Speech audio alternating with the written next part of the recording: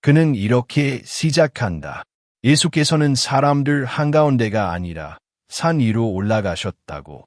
그 선택은 우연이 아니었다. 예수께서 산에 오르셨다는 사실은 단순한 배경 설명이 아니라 그분의 말씀이 어디에서 비롯되었는지를 드러내는 상징이었다. 사람들의 기대와 요구가 뒤엉킨 한복판이 아니라 소음과 속도가 잠시 멈추는 자리. 예수는 그곳에서 인간에게 가장 근본적인 질문을 던지신다. 무엇이 진정한 삶이며 무엇을 복이라 부르며 살아가고 있는가? 산상수훈은 많은 교훈을 나열하기 위한 설교가 아니었다.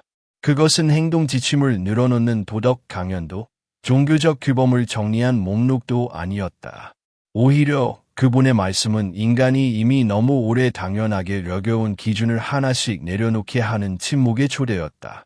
세상이 말하는 성공의 언어, 경쟁의 논리, 더 많이 수료해야 안전하다는 강박으로부터 잠시 물러나 삶의 중심을 다시 바라보게 하는 자리였다. 사람들은 언제나 복을 원해왔다. 더 나은 조건, 더 안정된 미래, 더 많은 인정. 그것은 인간의 본능에 가까운 욕망이다. 고통을 피하고 싶고, 실패하지 않고 싶고, 불안 속에서 벗어나고 싶은 마음은 누구에게나 있다. 그래서 사람들은 예수를 따라 산으로 올라왔다. 그분이 어떤 기적을 보여줄지, 어떤 해결책을 제시할지 기대하며 모여들었다. 그러나 예수의 입에서 처음 흘러나온 말은 그들의 기대를 충족시키는 악속이 아니었다. 복이 있도다. 그 말은 익숙한 단어였지만 그 뒤에 이어진 내용은 전혀 익숙하지 않았다. 예수는 성공한 사람을 부르지 않았고 부유한 사람을 축복하지 않았으며 권력을 가진 이들을 향해 손을 내밀지 않았다. 대신 그분은 가난한 사람, 오는 사람, 온유한 사람, 박해받는 사람을 하나씩 호명하셨다. 그 순간 산 위에 모인 사람들 사이에는 설명할 수 없는 침묵이 흘렀을 것이다. 왜냐하면 그 명단은 누구도 자발적으로 선택하고 싶지 않은 삶의 조건들이었기 때문이다. 가난은 극복해야 할 상태였고 눈물은 숨겨야 할 약함이었으며 온유함은 때로 무능으로 오해받았고 박해는 피해야 할 불행이었다. 그런데 예수는 바로 그 지점에 복이라는 이름을 붙이신다. 그는 말한다. 예수의 팔복은 행복을 정의하려는 말이 아니었다고. 그것은 감정을 관리하는 기술도 긍정적으로 생각하는 법을 가르치는 공식도 아니었다. 팔복은 방향의 선언이었다.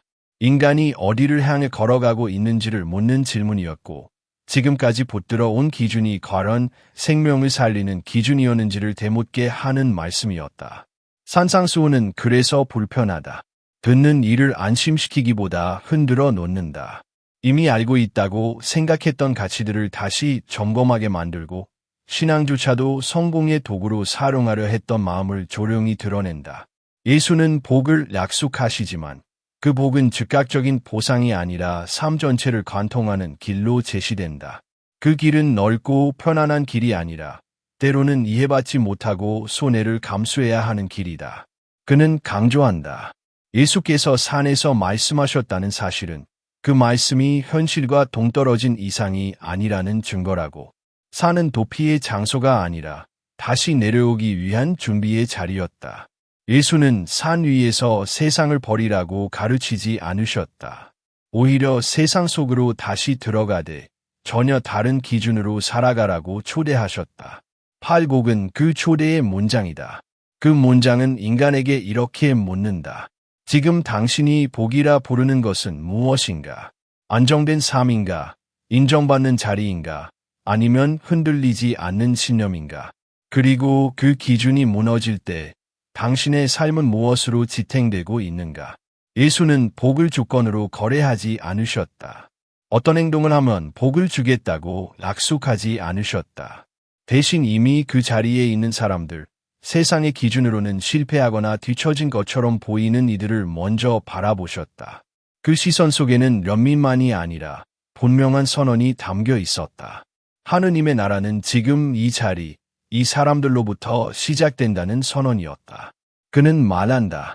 팔복을 오해하지 말아야 한다고. 이것은 고통을 미화하는 말씀이 아니며 가난과 슬픔을 그대로 두라는 종교적 위안도 아니라고. 예수는 고통을 목적지로 제시하지 않으셨다. 다만 인간이 고통과 약함 속에서도 하느님을 만날 수 있다는 가능성을 열어 보이셨다. 그리고 그 만남이야말로 세상이 줄 수 없는 복이라는 사실을 드러내셨다. 산상수훈의 서두에서 예수는 아직 아무것도 요구하지 않으신다. 율법을 설명하지도 계명을 나열하지도 않으신다. 그분은 먼저 복을 선포하신다. 그것은 인간이 하느님 앞에서 무엇을 증명해야 하기 이전에 이미 어떤 존재로 불리고 있는지를 상기시키는 선언이다. 그는 조용히 말한다. 팔복을 듣는다는 것은 나의 삶을 평가받는 시간이 아니라 초대받는 시간이라고. 더 잘 살라는 명령이 아니라 다른 길이 이미 열려 있다는 소식이다. 그 길은 눈에 띄지 않을 수 있고 즉각적인 결과를 보장하지 않을 수도 있다. 그러나 그 길 위에서 인간은 더 이상 혼자가 아니다. 그래서 산상수훈의 시작은 화려하지 않다. 큰 소리도 극적인 장면도 없다. 다만 산 위에서 들려오는 조용한 음성이 있다. 그 음성은 지금도 묻고 있다. 무엇을 복이라 부르며 살아가고 있는가? 그리고 그 질문 앞에서 인간은 다시 한번 삶의 방향을 선택하게 된다. 산상수훈은 그렇게 시작된다. 과거의 설교가 아니라 지금 이 순간에도 유효한 부르심으로 예수는 오늘도 산 위에 서 계신다. 그리고 그분의 첫 마디는 여전히 같다. 복이 있도다. 그는 팔복의 첫 문장 앞에서 가장 오래 머문다. 마치 그 한 문장이 모든 말씀의 문지기인 것처럼 쉽게 지나가지 않는다. 예수께서 이 문장으로 산상수훈을 여셨는지를 그는 천천히 되묻는다. 마음이 가난한 사람은 복이 있다. 이 말은 너무 익숙해서 오히려 오해되기 쉬운 말이다. 사람들은 종종 이 가난을 현실의 불행과 동일시하거나 고통을 미화하는 종교적 언어로 오해한다. 그러나 예수의 말은 결코 가난을 이상화하지 않는다. 결핍을 미덕으로 포장하지도 무능을 찬양하지도 않는다. 예수는 가난을 상태로 말하지 않고 태도로 말하신다. 그것은 물질에 많고 적음이 아니라 마음의 방향에 관한 선언이다. 그는 말한다. 마음이 가난하다는 것은 자기 자신으로 충분하다고 믿지 않는 상태라고. 이 말은 인간의 자존감을 부정하는 말이 아니라 자기완결성의 한상을 내려놓는 태도라고. 인간은 오랫동안 스스로를 구원할 수 있다는 착각 속에 살아왔다. 노력하면 무엇이든 가능하고 준비하면 불안은 사라지며 통제하면 삶은 안전해질 수 있다고 믿어왔다. 그러나 예수는 그 믿음의 바닥을 조용히 흔드신다. 마음이 가난한 사람은 자기 힘으로 인생을 완성할 수 없다는 사실을 인정하는 사람이다. 그것은 패배의 선언이 아니라 진실의 시작이다. 더 이상 자신을 구원의 중심에 두지 않고 하느님을 필요로 하는 존재로 서는 순간이다. 이 가난 앞에서 인간은 처음으로 하느님을 선택지가 아니라 필연으로 받아들이게 된다. 그는 강조한다. 하느님의 나라는 능력 있는 자들이 차지하는 성취의 결과물이 아니라고. 그것은 비워진 마음, 열려있는 마음, 더 이상 자기 자신을 절대하지 않는 자리에서 시작된다고. 그래서 팔복의 첫 문장은 신앙의 출발점이자 인간 이해의 전환점이다. 그리고 예수는 곧이어 또 다른 선언을 하신다. 오는 사람은 복이 있다. 이 말씀 역시 쉽게 지나칠 수 없다. 왜냐하면 세상이 가장 경계하는 모습이 바로 눈물이기 때문이다. 세상은 울지 말라고 말한다. 악해 보인다고, 경쟁에서 밀린다고, 감정을 드러내는 것은 손해라고 가르친다. 강해져야 살아남고, 버텨야 인정받으며, 참아야 성숙하다고 말한다. 그러나 예수는 정반대로 말씀하신다. 울 수 있는 사람이 복되다고. 그는 말한다. 그 눈물은 아직 마음이 굳지 않았다는 증거라고. 세상의 상처 앞에서 무감각해지지 않았고 타인의 고통을 외면하지 않았으며 자신의 아픔조차 솔직하게 바라볼 수 있다는 표지라고. 슬픔을 느낄 수 있다는 것은 아직 사랑할 수 있다는 뜻이다. 고통 앞에서 무너지지 않기 위해 감정을 닫아버린 사람은 동시에 사랑의 문도 닫아버린다. 그러나 눈물을 흘릴 수 있는 사람은 아직 관계 안에 머물러 있고 상처받을 용기를 포기하지 않은 사람이다. 예수는 바로 그 지점을 복이라고 부르신다. 그는 말한다. 예수의 눈물 이해는 위로를 넘어선다고. 그것은 감정에 대한 긍정이 아니라 인간성에 대한 회복 선언이라고. 울 수 있다는 것은 인간이 여전히 인간으로 남아있다는 증거이며 하느님의 형상을 완전히 잃지 않았다는 징표이다. 팔복의 시작은 그래서 인간의 약함을 부정하지 않는다. 오히려 그 약함을 하느님과 만나는 자리로 초대한다. 세상은 약함을 숨기라고 가르치지만 예수는 그 약함 속에서 하느님의 나라가 시작된다고 말한다. 강함이 무너질 때가 아니라 약함을 인정할 때 비로소 하느님의 공간이 열린다. 그는 말한다. 이 두 팔복은 서로 분리되지 않는다고. 마음이 가난한 사람은 결국 울 수 있는 사람이라고. 자신으로 충분하지 않다는 사실을 아는 사람만이 인생의 상실 앞에서 눈물을 흘릴 수 있기 때문이다. 반대로 울 수 없는 사람은 이미 자기 방어로 마음을 가득 채운 사람일지도 모른다. 예수는 이 두 선언으로 산상수훈의 방향을 분명히 하신다. 이 말씀은 성공의 사다리를 오르는 법이 아니라 인간이 하느님 앞에 어떻게 서야 하는지를 가르치는 말씀이다. 더 높아지기 위해 무엇을 해야 하는지가 아니라 더 낮아질 때 무엇을 얻게 되는지를 보여주는 길이다. 그는 조용히 덧붙인다. 팔복의 이 첫 부분을 듣고도 아무 불편함을 느끼지 않는다면 어쩌면 우리는 아직 이 말씀을 제대로 듣지 못한 것일지도 모른다고. 왜냐하면 이 말씀은 인간의 자립심, 자기 통제, 자기 구원의 신화를 정면으로 건드리기 때문이다. 마음이 가난해지는 것은 두렵다. 울 수 있다는 것은 위험해 보인다. 그러나 예수는 바로 그 두려움의 문턱에서 복을 선포하신다. 그것은 인간을 약하게 만들기 위한 말씀이 아니라 더 이상 혼자 버티지 않아도 된다는 해방의 선언이다. 하느님의 나라는 완성된 사람들의 공동체가 아니다. 그것은 자신이 부족하다는 사실을 인정한 사람들, 상처 앞에서 눈물을 숨기지 않는 사람들로부터 시작된다. 예수는 그 시작점을 복이라고 부르신다. 그는 말한다. 팔복의 첫 문장은 여전히 우리 앞에 열려있는 질문이라고. 나는 지금 무엇으로 나 자신을 채우고 있는가? 두려움을 감추기 위해 무엇으로 마음을 무장하고 있는가? 그리고 나는 과연 울 수 있는 사람으로 남아 있는가? 이 질문 앞에서 팔복은 더 이상 과거의 말씀이 아니다. 그것은 오늘의 삶을 비추는 거울이며 하느님 나라의 입구이다. 그리고 그 입구는 언제나 가난한 마음과 솔직한 눈물 앞에 열려 있다. 그는 말한다. 세상은 언제나 강한 사람을 높여왔다고. 목소리가 큰 사람, 밀어붙일 수 있는 사람, 경쟁에서 살아남은 사람을 성공의 기준으로 삼아왔다고. 그러나 예수는 그 기준을 따르지 않으신다.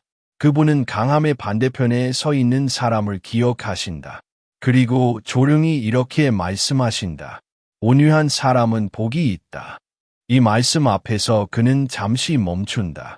왜냐하면 온유라는 단어가 너무 쉽게 오해되기 때문이다.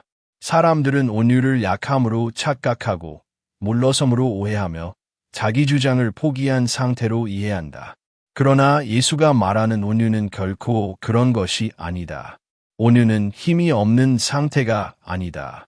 오히려 힘이 있으나 그 힘을 어떻게 사용할지 스스로 절제할 수 있는 능력이다. 상대를 제압할 수 있음에도 불구하고 파괴하지 않기로 선택하는 태도이다. 자신이 옳다는 확신이 있어도 그 옳음을 무기로 삼지 않는 용기이다. 그는 말한다. 온유는 가장 어려운 강함이라고. 분노를 터뜨리는 것은 쉽지만 분노를 다스리는 것은 어렵고 이기는 것은 본능적이지만 관계를 지키는 것은 의식적인 선택이라고. 예수의 온유는 그분의 전생애를 관통하는 태도였다. 사람들 앞에서 침묵하셨고 조롱 앞에서도 반격하지 않으셨으며 십자가 앞에서도 자신을 증명하려 하지 않으셨다. 그 침묵은 무력함이 아니라 끝까지 사랑을 포기하지 않겠다는 결단이었다. 그는 말한다. 온유한 사람은 세상에서 가장 쉽게 오해받는 사람이라고. 악해 보이고 손해보는 것처럼 보이며 뒤처지는 사람처럼 보이기 때문이다. 그러나 예수는 바로 그 사람에게 땅을 약속하신다. 그 땅은 소유의 공간이 아니라 관계와 신뢰가 회복되는 자리이다. 온유한 사람만이 폭력의 악순환을 멈출 수 있고 온유한 사람만이 상처의 대물림을 끊을 수 있다. 그래서 예수는 온유를 복이라고 부르신다. 그것은 세상을 바꾸는 힘이기 때문이다. 그리고 예수는 다시 말씀하신다. 의에 줄이고 목마른 사람은 복이 있다. 그는 이 말씀을 들을 때 다시 한번 경계한다. 왜냐하면 의라는 말 역시 쉽게 도덕적 우월감으로 변질되기 때문이다. 자신이 옳다고 느끼는 순간 사람은 타인을 판단하기 시작하고 정의를 말하면서도 사랑을 잃어버릴 수 있기 때문이다. 그러나 예수가 말하는 의는 남보다 옳다는 만족이 아니다. 그것은 스스로를 높이기 위한 기준이 아니라 세상을 바라보는 아픔의 감각이다. 의에 줄이고 목마르다는 것은 세상이 이대로 괜찮지 않다는 사실에 마음이 불편해지는 상태이다. 불의가 일어나도 아무 일 없다는 듯 지나치지 못하고 타인의 고통을 뉴스 속 이야기로만 소비하지 못하는 마음, 익숙해진 구조적 부당함 앞에서 여전히 질문을 던지는 태도, 그것이 의에 굶주린 사람의 모습이다. 그는 말한다. 의에 줄이고 목마른 사람은 편안한 사람일 수 없다고. 왜냐하면 그들의 마음은 늘 세상의 균열을 향해 열려 있기 때문이다. 그들은 불편함을 피하지 않고 침묵으로 타협하지 않으마. 원래 그런 것이라는 말로 자신을 합리화하지 않는다.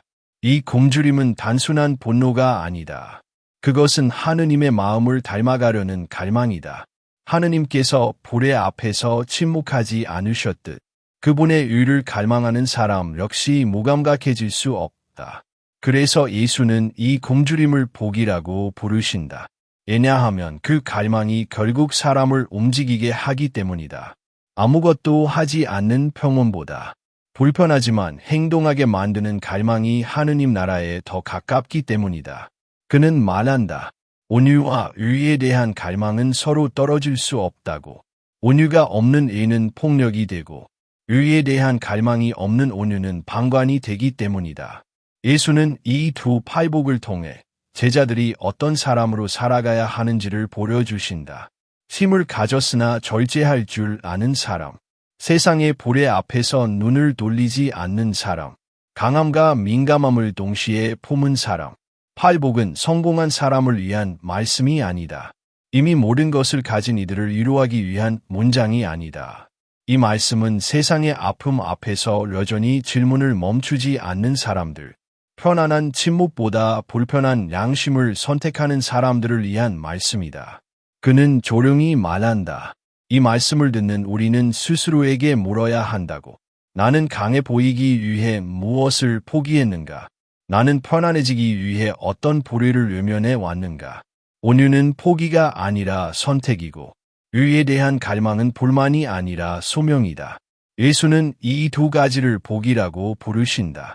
왜냐하면 그 길 위에서 인간은 비로소 하느님을 닮아가기 때문이다.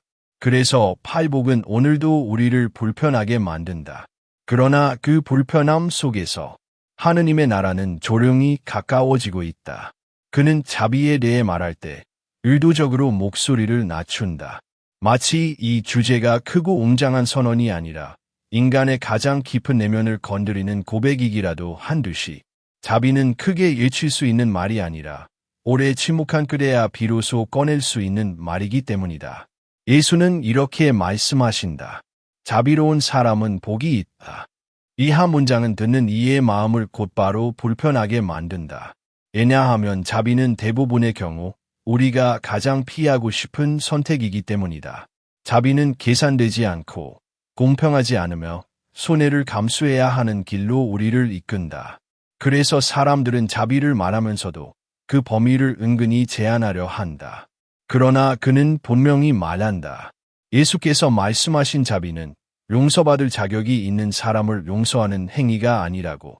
이미 뉘우치고 충분히 반성하고 다시는 같은 잘못을 하지 않을 것 같은 사람만을 받아들이는 태도가 아니라고. 그것은 인간적인 이해의 한계를 넘어서는 선택이며 상식적인 정의를 잠시 내려놓는 결단이다. 자비는 이해할 수 있는 사람만 끌어안는 것이 아니다. 오히려 이해할 수 없기에, 더 이상 설명할 수 없기에, 그럼에도 불구하고 관계를 끊지 않으려는 선택이다. 모든 조건이 관계의 종료를 요구할 때 그 관계 안에 머물기로 결정하는 용기이다. 그는 말한다. 이 자비야말로 하느님께서 인간을 대하시는 방식이라고. 인간은 수없이 하느님을 외면했고 약속을 저버렸으며 같은 실수를 반복해왔다. 그럼에도 불구하고 하느님은 관계를 포기하지 않으셨다. 그 선택의 이름이 바로 자비이다. 예수의 삶 전체는 이 자비에 구체하였다. 그분은 죄인들과 식탁을 함께 하셨고 사회적으로 배제된 이들과 거리를 두지 않으셨다. 사람들이 손가락질하던 이들을 피하지 않으셨고 왜 그런 사람들과 함께하느냐는 질문 앞에서도 물러서지 않으셨다. 그는 말한다. 자비는 감정이 아니라 방향이라고. 순간적인 연민이나 동정이 아니라 삶의 방향을 결정하는 태도라고.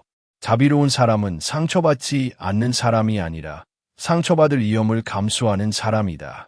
그리고 바로 그 위험 속에서 하느님의 마음이 드러난다. 그래서 예수는 자비로운 사람을 복되다고 부르신다. 그들은 세상을 효율적으로 살지는 못할지 모른다. 그러나 그들은 하느님의 방식을 선택한 사람들이다. 손해를 감수하면서도 관계를 붙드는 그 선택 안에서 하느님의 나라가 모습을 드러낸다. 그리고 예수는 이어서 또 다른 말씀을 하신다. 마음이 깨끗한 사람은 복이 있다. 이 말씀 또한 쉽게 오해된다. 사람들은 깨끗함을 도덕적 완벽함으로 이해하거나 흠 없는 삶을 요구하는 기준으로 받아들인다. 그러나 예수께서 말씀하신 깨끗함은 그런 것이 아니다. 그는 말한다. 깨끗함은 완벽함이 아니라고. 실수하지 않는 삶도 아니고 죄의 가능성이 제거된 상태도 아니라고. 마음이 깨끗하다는 것은 하느님을 일용하지 않는 태도라고. 신앙을 자신의 성공을 위한 도구로 삼지 않는 정직함이라고. 사람은 신앙마저도 계산의 영역으로 끌어들이려 한다.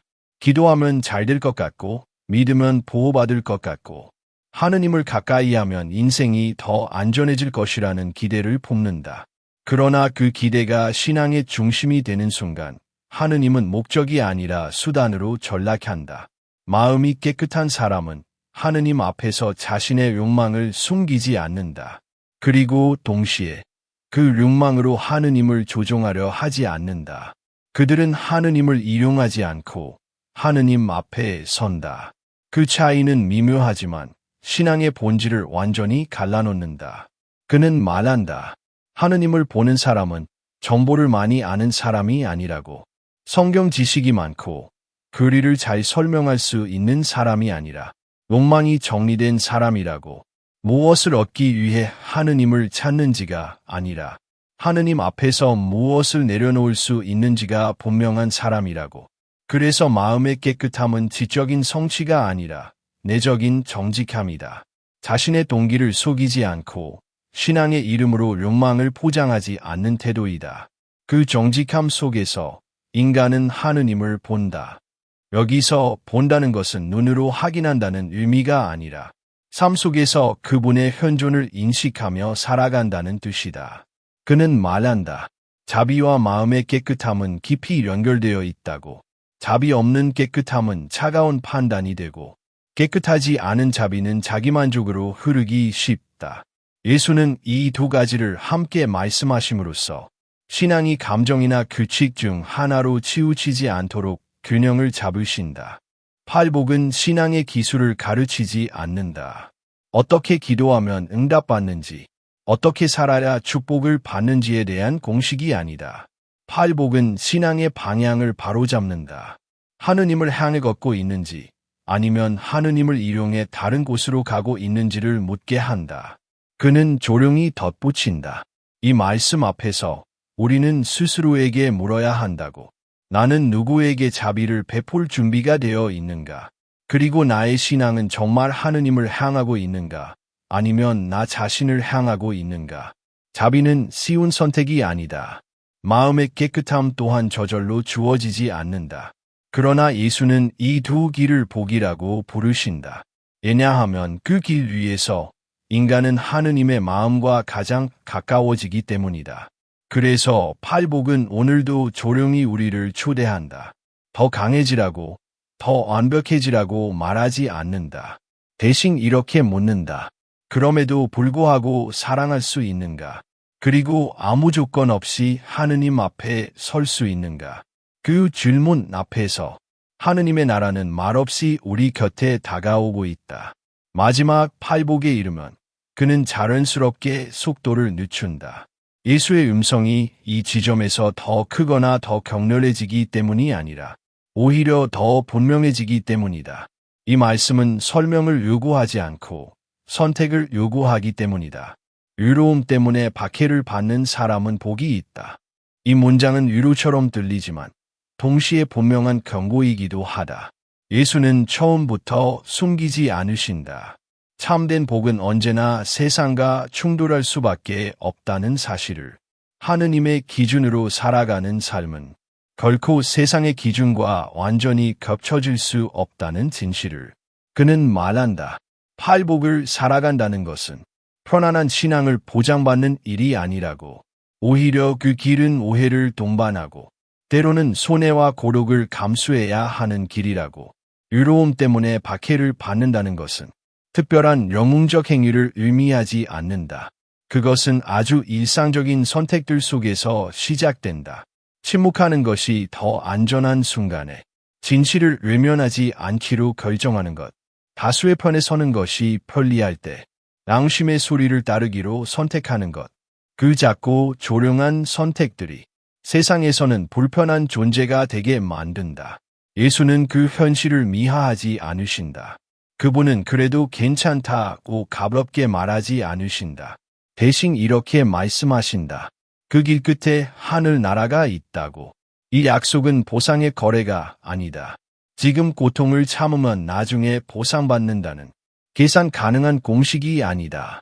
하늘 나라는 미래의 보상 이전에 지금 이 순간 어떤 기준으로 살아가고 있는지를 드러내는 현재적 현실이다. 그는 말한다. 예수께서 마지막 팔복에서 박해를 언급하신 이유는 분명하다고. 팔독이 단지 마음의 위로나 개인적 위안에 머무르지 않도록 하기 위함이라고. 이 말씀은 삶 전체를 요구하기 때문이다.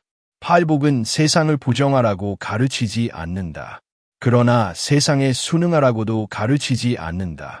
그 사이에서 하느님의 나라를 기준으로 살아가라는 요청이다. 그리고 그 기준은 언제나 기존의 질서와 마찰을 일으킨다. 그는 조용히 말한다. 이 마지막 팔독에서 예수는 제자들에게 솔직해지신다고. 이 길은 쉽지 않다. 그러나 이 길이 생명의 길이다. 그래서 팔독은 지금 당장 결과를 보장하지 않는다. 눈에 띄는 성공이나 사회적 인정을 약속하지 않는다. 오히려 그 반대를 경험할 수도 있다. 그러나 예수는 분명히 말씀하신다. 이 길을 선택한 사람은 혼자가 아니라고. 하늘 나라가 그들의 것이라고. 하늘 나라는 현실을 도피하는 종교적 상상이 아니다.